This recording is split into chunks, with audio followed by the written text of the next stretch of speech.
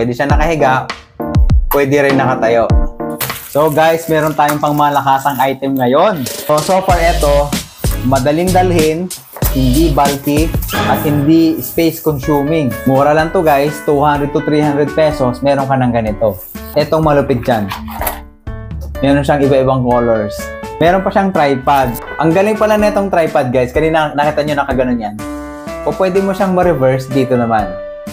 Pag sineset up mo na, may isa pang sikretong malupit ito guys. Tignan nyo ha. So wala siyang lock dito. Actually hinahanap ko yung lock dito. Wala pala siya. So titus mo lang siya. Para mahigpitan mo siya. So hindi na siya bababa. Ayan guys. Ito na yung ilaw natin. Retractable pala siya guys. Pwedeng ganyan. Tapos pwede rin ganyan. Ayan o.